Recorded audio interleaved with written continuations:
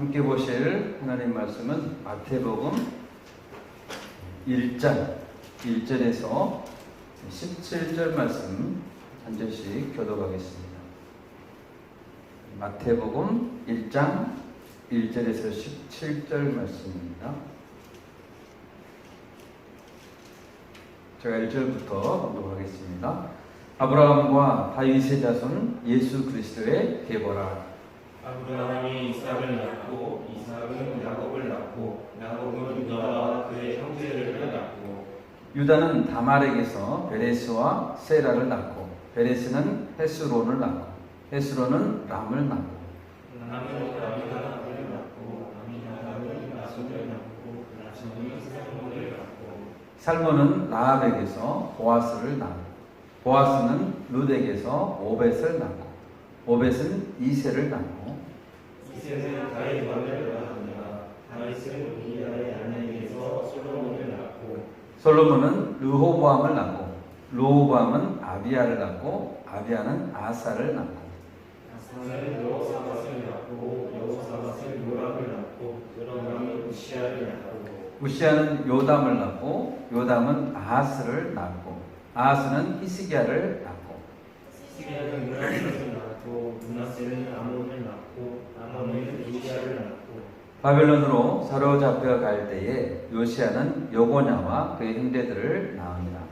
바벨론으로 사로잡혀간 후에 여고냐는 스아리엘을 낳고 스아리엘은 스룹바벨을 낳고 스룹바벨은 아비훗을 낳고 아비훗은 엘리야김을 낳고 엘리야김은 아소르를 낳고 아소르는 사독을 낳고 사독은 아킴을 낳고 아킴은 엘리웃을 낳고 엘리웃은 엘르아사를 낳고 엘르아사는 앗단을 낳고 맏단은 야곱을 낳고 야곱은 마리아의 남편 요셉을 낳았으니 마리아에게서 그리스도가 칭하는 예수가 나시니라. 함께 읽습니다.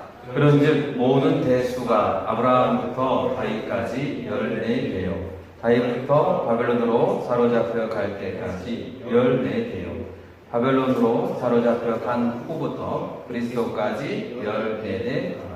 아멘. 네, 반갑습니다. 네. 다시 한번 반갑습니다. 네. 오늘 1절 말씀을 보면 오늘 말씀은 예수 그리스도의 계보입니다. 계보를 다른 말로 하면 족보라고 해요. 이 글은 마태라는 사람이 쓴 마태복음입니다. 마태는 예수님의 제자였었고 전직이 세리였던 자였습니다. 그는 세리였던 만큼 동족 유대인들에게 매국노, 로마의 앞잡이라고 비난을 받던 그런 자였습니다. 그가 길을 가면 지나가던 동족이 손가락질하고 저 매국노 지나간다고 이렇게 비난했습니다. 아마 그의 마음속에도 동족에 대한 증오하는 마음도 생겼을 것 같아요. 그래서 더욱더 세리로서 동족을 더 착취하고 또 백성들의 고혈을 빨아먹는 세리가 되었을 것입니다. 그런데 어느 날 예수님은 마태를 찾아와서 나를 따르라 이렇게 하시며 제자로 초청해 주셨습니다. 그는 예수님을 만나고 나서 변화되었습니다. 그리고 동족 유대인들을 긍휼히 여기는 마음으로 마태복음을 쓰고자 했습니다. 마태는 예수님을 어떤 분으로 믿게 되었습니까? 그는 구약성경을 열심히 연구했습니다. 그리고 그곳에서 줄기차게 예언되고 있는 메시아가 바로 자신을 초청한 예수님이라는 사실을 믿게 됐습니다. 그리고 그것을 유대인들에게, 동족들에게 증명해야 되겠다라고 마음을 먹었던 것 같습니다. 여러분, 예수님은 우리에게 어떤 분이십니까? 막연하게 예수님은 좋은 분으로만 우리가 믿는다면 우리 예수님을 전혀 모르는 것입니다. 마태는 1절을 보면 예수 그리스도의 기원에 대해서 기록하면서 그분이 역사적으로 실존한 한 인물이라고 기록하고 있습니다. 혈통적으로 유대인이라는 사실, 아브라함의 후손이라는 사실과 동시에 다윗의 자손이라는 사실을 강조하고 있습니다. 당시 유대인들은 자신들이 아브라함의 자손이라는 사실을 매우 소중하게 생각했습니다. 나는 아브라함의 자손이야. 또 다윗의 자손이라는 그 단어가 가지는 의미도 잘 알고 있었습니다. 그런데 많은 유대인들은 자신들이 앞에 살았던 예수님과 아브라함의 자손, 다윗의 자손이라는 그 사실과 잘 연결시키지 못했습니다. 오늘 아브라함에서 다윗까지, 그리고 다윗에서 요셉까지의 계보를 통해서 예수님이 어떤 분인가 찬찬히 살펴보고자 합니다. 우리는 꾸며낸 이야기 속에 예수님을 믿는 것이 아닙니다. 생생하게 살아있는 역사적인 인물, 그 예수님을 믿고 있는 것입니다. 오늘 말씀의 제목은 왕이 오셨다입니다. 할렐루야. 아멘. 네. 왕이 오셨다. 오늘 족보에서 알 수 있는 것은 무엇입니까? 첫 번째로 예수님은 복의 근원이라는 사실입니다. 1절과 2절을 보십시오. 같이 한번 읽겠습니다. 아브라함과 다윗의 자손 예수 그리스도의 계보라. 아브라함이 이삭을 낳고 이삭은 야곱을 낳고 야곱은 유다와 그의 형제들을 낳고. 우리는 아브라함이 어떤 우여곡절 끝에 이삭을 낳았는가 우리는 알고 있습니다. 아브라함이 나이 100세, 그의 아내는 90세에 겨우 이삭을 낳았습니다. 이 족보의 첫째 단추, 첫 단추, 아브라함이 이삭을 낳는 것에서부터 이 족보는 인간적인 방법으로 시작될 수 없는 족보라는 것을 기억해야 됩니다. 인간적인 방법이 아닌 믿음의 방법으로 이 족보는 시작되고 있습니다. 믿음이 곧 실제가 된 역사가 된 것이죠. 창세기 12장 1절 3절을 보면 여호와께서 아브라함을 부르십니다. 고향과 친척과 아버지 집을 떠나라고 하시면서 약속을 해주십니다. 어떤 약속을 하냐면요, 내가 너로 큰 민족을 이루고 네게 복을 주어 네 이름을 창대하게 하리니 너는 복이 될지라 라고 약속해 주셨습니다. 아브라함은 복을 끼치는 사람이 되고 복의 근원이 될 것이라는 약속을 받았습니다.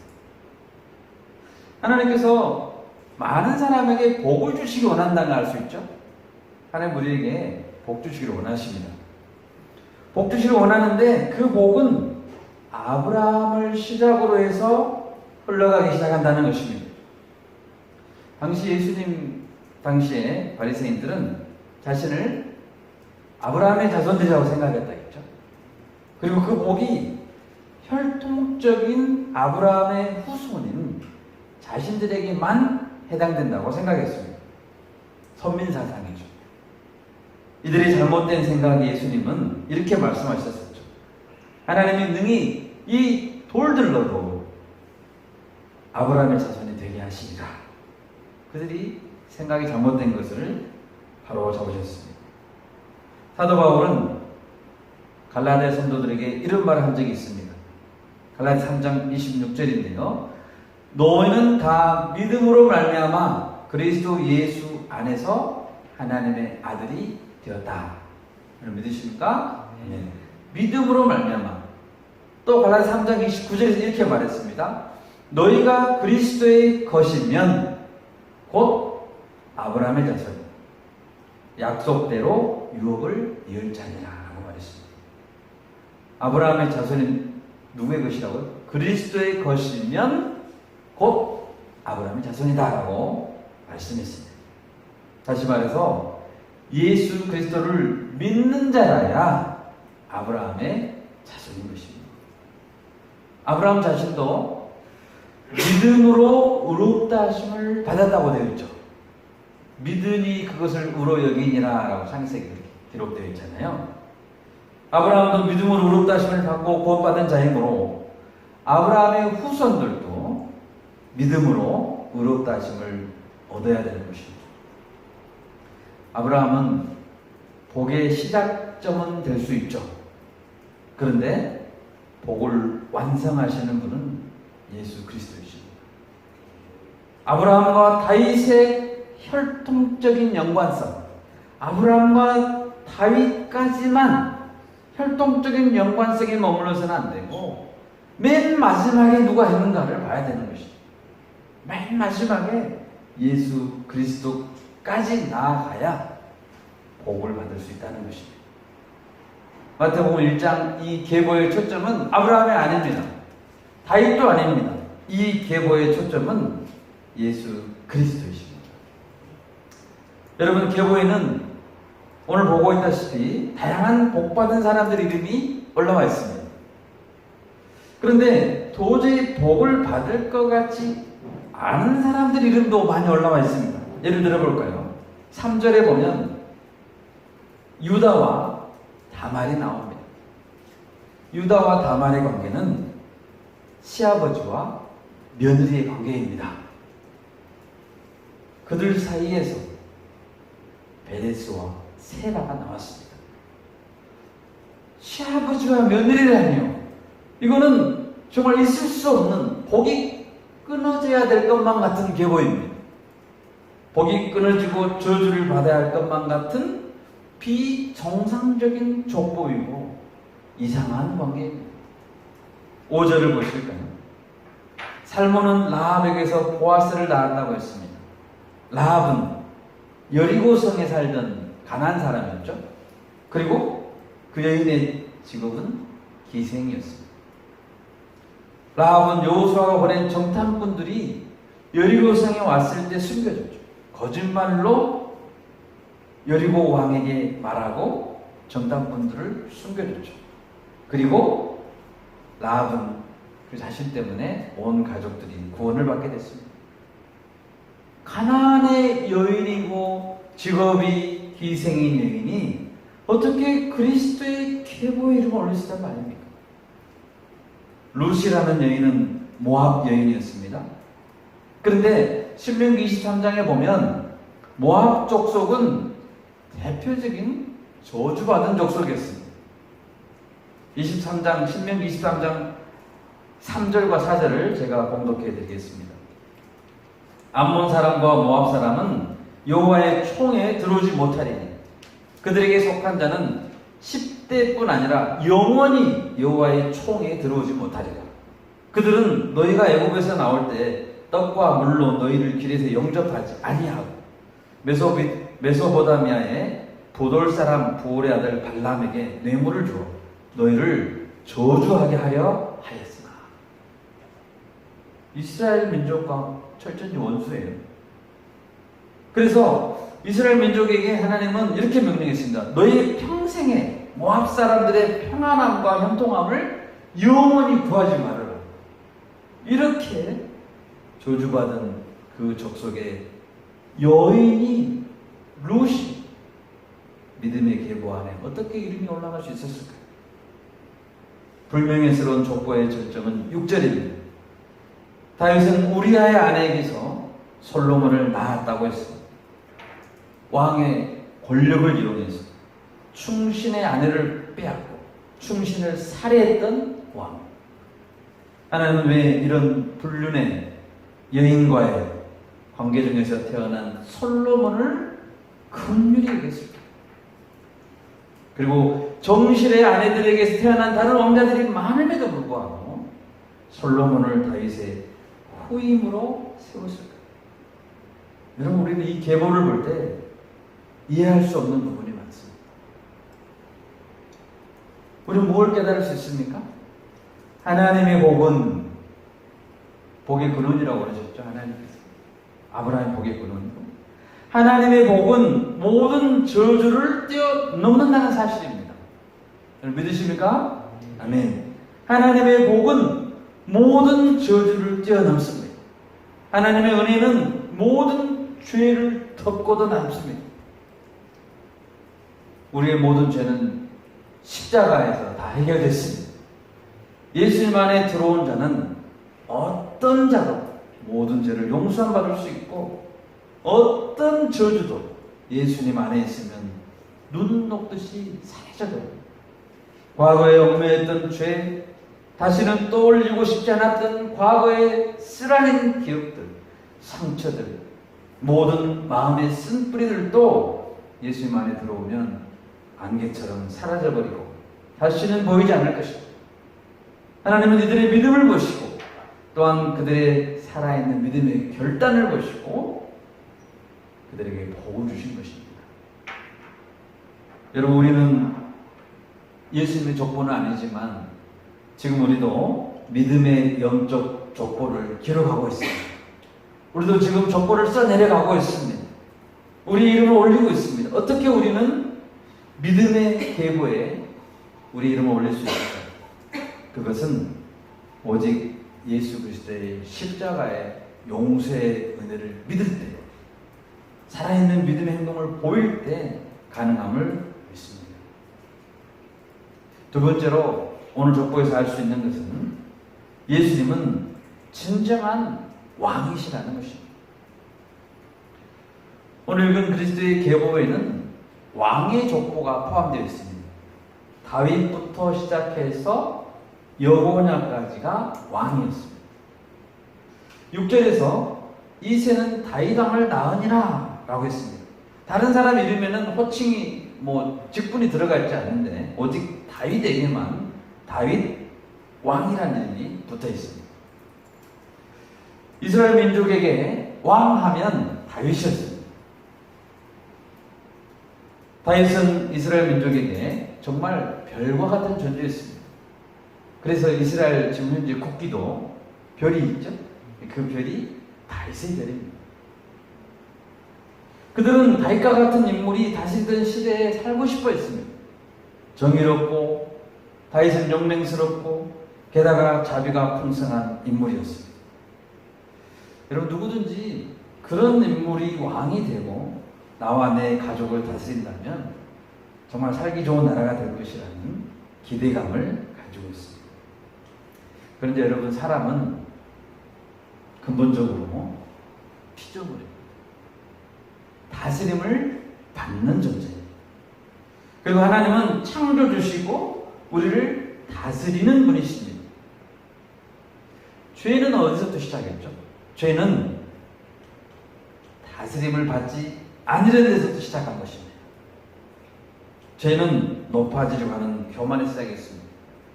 죄의 현상은 하나님을, 이웃을 인정하지 않고 자기 욕심대로, 자기 마음대로 살려고 하는 것이 죄의 현상입니다. 결국 그 누구의 다스림도 받지 않고 내 마음대로 살려고 하는 것이 죄의 열매입니다. 하나님은 이 모든 왜곡된 죄를 바로 잡으시고자 참된 왕을 보내셨죠. 그분이 예수님이십니다. 예수님은 우리의 왜곡된 죄의 현상을 바로 잡으시고 영원한 나라를 회복하시고자 하셨습니다. 예루살렘 왕, 살렘 왕이었던 멜기세덱이라고 들어보셨죠? 아브라함은 살렘 왕 멜기세덱에게 떡과 11조를 바쳤고, 멜기세덱은 아브라함에게 떡과 포도주를 주었다고 창세기에 기록되어 있습니다. 이 멜기세덱이 예수님을 상징하고 있습니다. 다윗은 하나님의 마음에 합한 자로 인정받았고 하나님의 성전 건축을 준비하는 자로 쓰임받았습니다. 하나님은 성전을 건축하려는 다윗에게 축복을 하나 해주셨습니다. 우리 다 같이 한번 찾아보겠습니다. 사무엘하 7장 12절 13절을 찾아보겠습니다. 사무엘하 7장 12절 13절입니다. 같이 한 목소리로 읽어보겠습니다. 시작. 네 수완에 차서 네 조상들과 함께 누울 때 내가 네 몸에서 날 네 씨를 네 뒤에 세워 그의 나라를 견고하게 하리라. 그는 내 이름을 위하여 집을 건축할 것이요 나는 그의 나라 왕위를 영원히 견고하게 하리라. 아멘. 이건 놀라운 약속이었습니다. 다윗에게만 주어진 놀라운 약속이었습니다. 영원히 견고한 나라, 그 나라의 왕은 다윗의 후손 중에 태어날 것이라는 약속이었습니다. 여러분, 그분이 예수님이십니다. 다윗에게 주어진 이 약속 이후에, 사무엘하 이 말씀 이후에 유대인들은 한 인물을 기다리기 시작했습니다. 누구를 기다렸을까요? 다윗의 자손. 그 영원한 왕을 기다리기 시작했습니다. 하나님의 약속이시기 때문이죠. 그래서 다윗의 자손이라는 이 단어는 그리스도, 메시아와 같은 의미를 갖게 됐습니다. 오늘 마태복음 1장 계보에는 예수님께서 다윗의 자손임을 드러내고 있죠. 다윗의 자손. 예수님 이후에 예수님이 마지막이죠. 이 계보의 마지막 예수님이십니다. 예수님 이후에 다른 혈통적인 아들이 있나요? 이 계보에? 없습니다. 다윗의 자손의 마지막 아들은 예수님이십니다. 왜요? 예수님은 죽지 않거든요. 예수님은 영원한 왕이시기 때문에 예수님 이후에 다른 왕은 안 나오는 것입니다. 계보의 마지막이고 마지막 아들이 예수님이신 것입니다. 마태복음 15장에서 보면 예수님이 두로와 시돈 지방에 가신 적이 있었습니다. 북부 지방이죠. 이때 가나안 여인, 이방 여인이 예수님께 소리 질렀습니다. 다윗의 자손이요, 주 다윗의 자손이요, 나를 불쌍히 여기소서. 내 딸이 흉악하게 귀신 들렸나이다 라고 했습니다. 여인이 뭐라고 불렀다고요?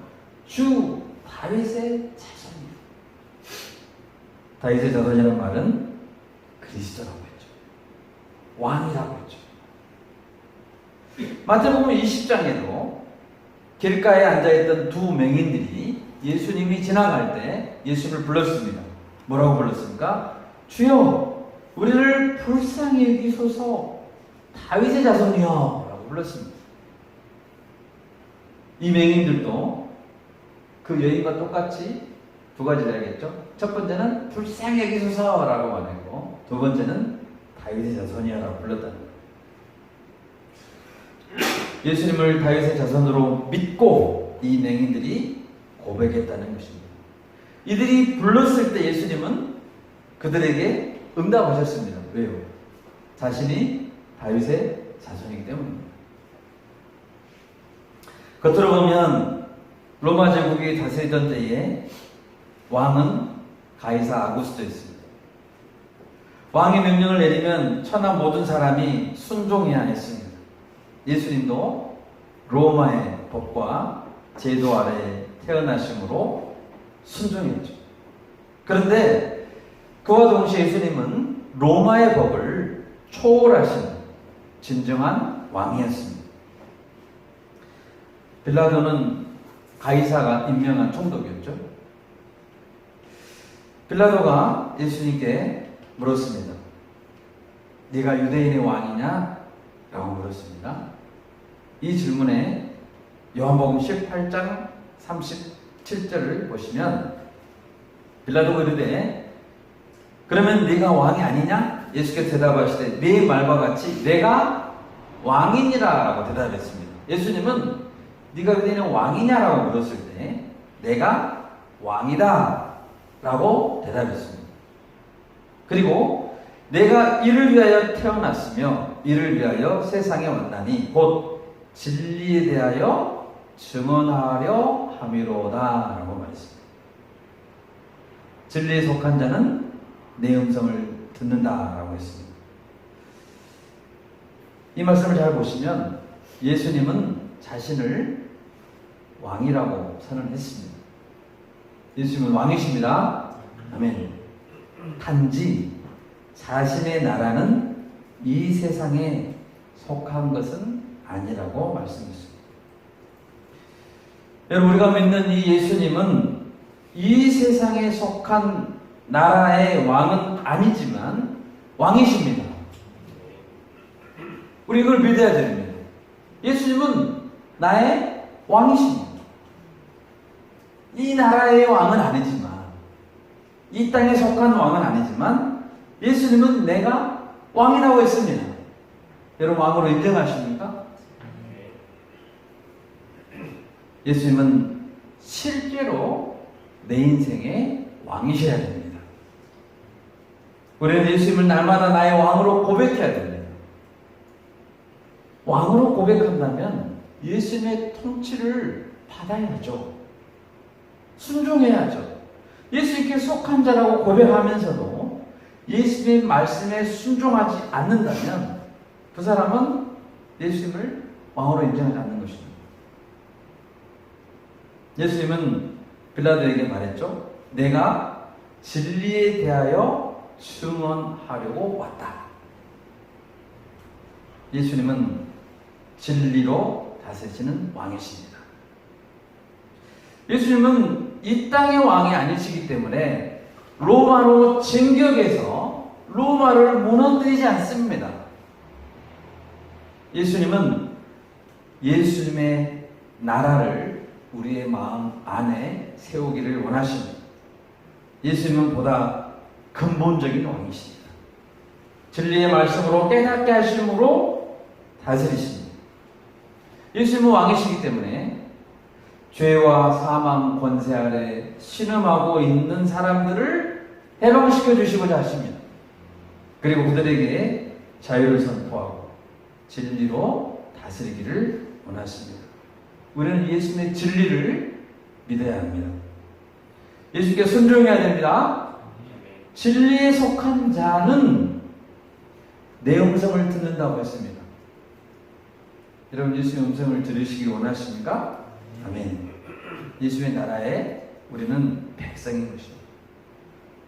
이 족보를 보면 예수님은 다윗의 자손이고 진정한 왕이신 것을 알 수 있죠. 세 번째로 이 족보에서 알 수 있는 것은 예수님은 진정한 성전이시라는 사실입니다. 족보 가운데 대표적으로 성전 건축과 관련 있는 인물들을 보니까 다윗이 나오네요. 그리고 솔로몬, 그리고 스룹바벨이 있습니다. 아브라함과 다윗의 후손들이 이어져 가는 유대인들의 역사는 성전을 중심으로 이어져 갔습니다. 유대인들의 역사는 성전을 중심으로 한 역사입니다. 하나님은 이스라엘 백성들이 출애굽한 이후에 그들 가운데 임재하고자 하셨습니다. 그들이 자신의 백성이기 때문입니다. 그래서 하나님은 모세를 시내산 위로 부르시고 직접 성막을 디자인하신 것을 알려주시고 모세를 통해 성막을 지어라 라고 명령했습니다. 그것은 하나님이 직접 이스라엘 백성들 한가운데 임재하고자 하심이죠. 출애굽기 맨 마지막 40장에 보면 성막이 다 지어졌을 때 하나님의 임재가 나타났습니다. 구름이 회막에 덮이고 여호와의 영광이 성막에 충만했다라고 기록되어 있습니다. 그 이후로 이스라엘 백성들은 광야를 진행할 때 무엇을 기준으로 진행했냐면 성막 위로 구름이 떠오르면 진행했습니다. 성막과 구름은 이스라엘 백성들을 인도하는 역할을 했습니다. 이스라엘 백성들이 광야 생활을 하다가 가나안 땅으로 들어갔습니다. 가나안 땅에 정착한 이후에 하나님은 통일 왕국을 만들어진 이후에 예루살렘 성전 건축을 허락했습니다. 다윗과 솔로몬에 의해서 성전이 지어졌습니다. 그런데 다윗과 솔로몬 이후에 유다 왕국 내내 하나님의 성전은 더럽힘을 당했습니다. 심지어 우상들에게까지 성전 앞마당을 내줬습니다. 얼마나 기가 막힌 일입니까? 성전을 지어놓고, 아니 출애굽기 40장에 보면 구름이 빽빽하게 또 여호와의 영광이 성막에 충만한 그 성전 아닙니까? 그런데 우상들에게까지 그 자리를 내줬다는 것이죠. 오늘 이 말씀을 저 준비하면서 이런 생각이 들었습니다. 오늘날의 교회들은 어떤가? 왜 교회는 능력이 없는 교회가 되는가? 빛과 소금의 역할이라는 좋은 그 말씀이 있는데도 그 역할을 못하는 무기력한 교회가 되었는가? 왜 그랬냐면요, 교회가 그 앞마당을 우상들에게 내주었기 때문입니다. 복음이 아닌 것이 선포되고 거룩성을 드러내야 할 위험이 있는 예배는 인간들의 입맛에 맞는 예배가 되었기 때문에 오직 하나님만이 주인이 되어야 되는 그 예배가 다른 것이 주인이 되었기 때문에 예배는 능력을 잃어버린 것입니다. 히스기야 왕의 아들인 므낫세라는 왕이 있습니다. 므낫세는 여호와의 성전 한가운데다가 하늘에 1월 성신을 위하여 제단을 쌓았습니다. 성전에다가 1월 성신을 위해 제단을 쌓았습니다. 하나님을 극심히 모독했습니다. 므낫세 당시에 하나님께 예배가 없었을까요? 있었습니다. 하나님께도 예배하고 1월 성신에게도 예배했습니다. 그들의 예배는 가짜 예배였습니다. 하나님이 견디다 못해 바벨론 제국의 손을 들어서 그 성전을 다 헐어버렸습니다. 더 이상 두고 볼 수 없었기 때문에 불태워버렸습니다. 성전을. 열왕기하 25장에 보면 바벨론 왕 느부갓네살이 여호와의 성전과 왕궁을 불태웠다고 했습니다. 그리고 예루살렘의 모든 귀인들의 집까지 불살랐다고 했습니다. 하나님은 70년 만에 포로 백성을 예루살렘으로 귀환시켰습니다. 그러면서 첫 번째로 했던 것이 성전을 다시 짓는 것이었습니다. 스룹바벨을 통해서. 이 두 번째 성전을 이스라엘 민족들은 자신들의 마지막 자존심처럼 붙들고 살았어요.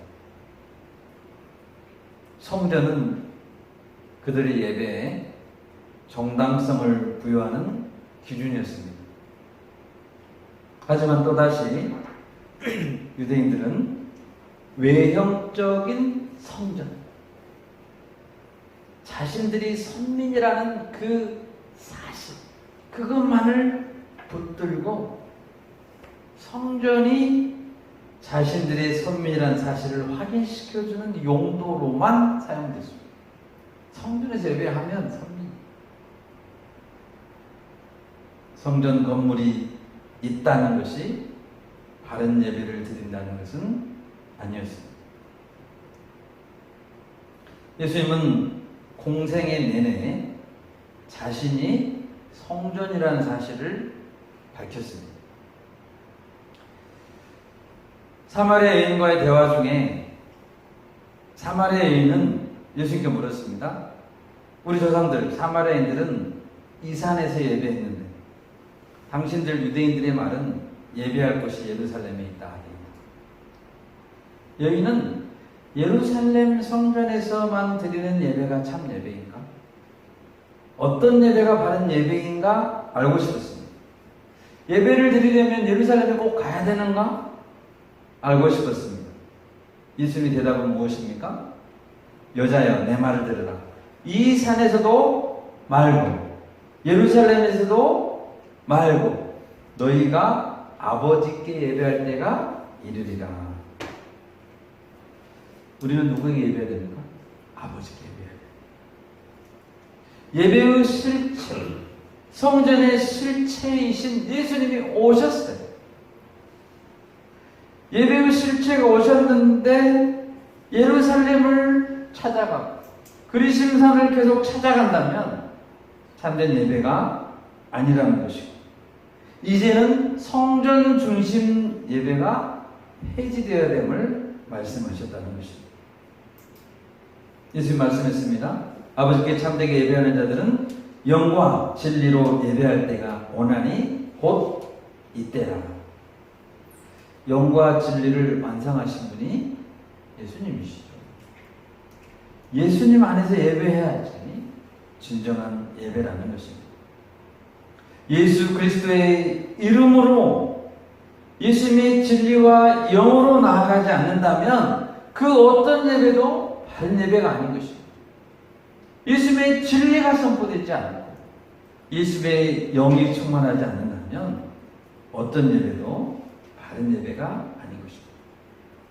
마태복음 17장에 보면 예수님은 베드로와 야고보와 요한을 데리고 산에 올라가셨습니다. 변화산이죠. 그리고 예수님은 갑자기 그들 앞에서 변형됐습니다. 얼굴이 해같이 빛나고 옷이 빛났다고 했습니다. 이때 구름 속에서 한 음성이 들렸습니다. 하나님의 음성입니다. 말할 때 호련히 빛난 구름이 그들을 덮으며 구름 속에서 소리가 나서 이르시되 이는 내 사랑하는 아들이요 내 기뻐하는 자니 너희는 그의 말을 들으라. 마치 이 장면은 출애굽기 마지막 장에서 회막을 가득 채운 것 같은 구름, 또는 시내산에서 하나님의 음성이 들렸을 때 구름이 빽빽한 그 상황하고 비슷한 상황입니다. 그때도 하나님의 음성이 들렸습니다. 하나님의 아들의 임재, 예수님이 곧 하나님의 성전임을 나타내주고 있습니다. 살아계신 예수님과 함께하는 그곳, 제자들이 있었던 변화산 상에서의 바로 그곳이 바로 성전이고, 하나님께서 너희는 그의 말을 들으라 하셨죠. 예배는 사람의 말이 아니라 하나님의 말씀, 예수님의 말씀을 듣는 자리가 예배의 자리라는 것입니다. 너희는 그의 말을 들으라. 우리는 우리는 성전에서 무엇을 들어야 하죠? 예수님의 말씀을 들어야 되는 것입니다. 오늘날 예배는 안타깝게도 사람의 말을 듣는 자리가 되어가고 있습니다. 예수님은 한 번은 성전에서 장사하는 사람들을 내쫓으시면서 말했습니다. 너희가 이 성전을 헐라 내가 사흘 동안에 일으키리라 라고 말했습니다. 요한은 이 말씀에 설명을 붙였죠. 예수는 성전된 자기 육체를 가리켜 말씀하신 것이다. 사흘 만에 부활하신 예수님을 선포하고, 부활하신 예수님은 생명의 예수님이시잖아요. 부활하신 예수님을 선포하는 자리, 그곳이 바로 성전입니다. 사망 권세를 이기신 예수님이 선포되는 곳이 성전입니다. 유대인들은 46년간 지어진 예루살렘 성전을 붙들 것이 아니라 진짜 성전 대신 예수를 붙들어야 했습니다. 제자들이 이런 말을 예수님께 한 적이 있죠. 성전에서 나가시다가 제자 중 한 사람이 예수님께서 말했습니다. 선생님 보소서, 이 돌들이 어떠하며 이 건물들이 어떠합니까? 라고 번쩍번쩍 빛나는 성전을 정말 예수님 앞에서 자랑한 거예요. 예수님이 기가 막히겠죠. 성전 대신 예수님 자신은 여기 있는데 제자들이 건물을 붙들고 있는 거예요. 야, 46년간 지어진 어리어리한 이 성전을 보십시오. 예수님이 제자들에게 그때 말했습니다. 네가 이 큰 건물들을 보느냐? 돌 하나도 돌 위에 남지 않고 다 무너뜨려지리라. 아멘. 제자들이 붙드는 성전은 무너질 것입니다.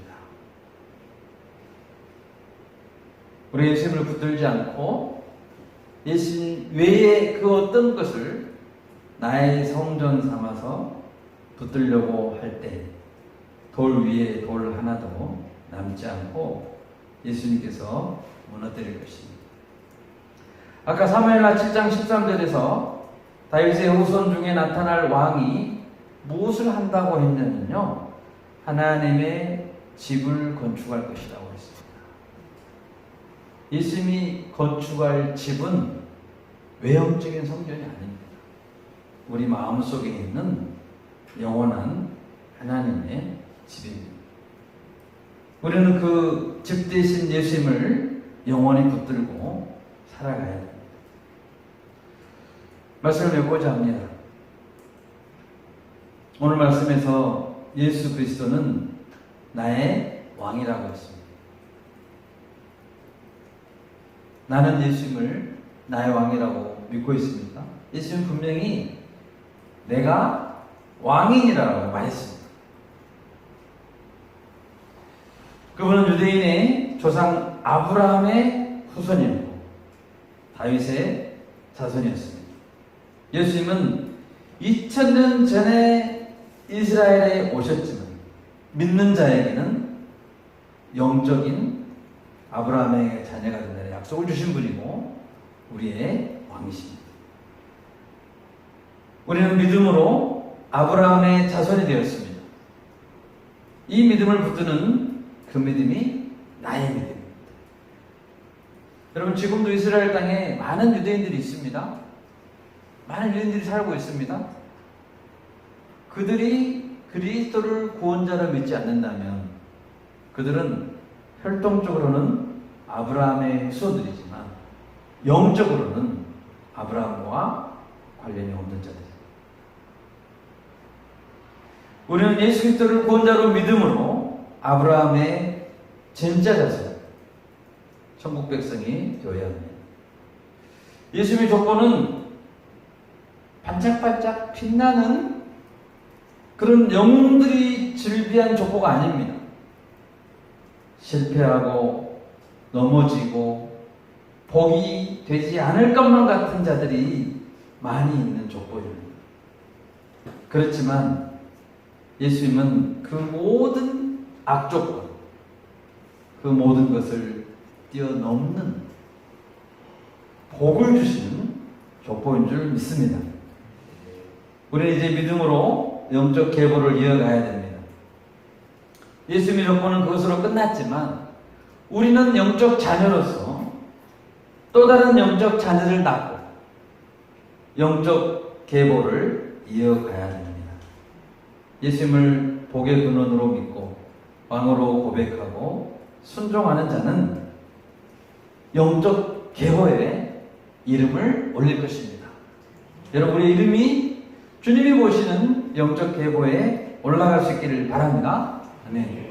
눈에 보이는 건물, 제자들이 주님 이렇게 멋진 건물을 보십시오 라고 했던 그런 눈에 보이는 건물, 외형, 형식, 조건들을 붙들지 말고 예수를 믿고 우리 마음 안에 지어져 가고 있는 진정한 성전을 붙들고 나아가면 좋겠습니다.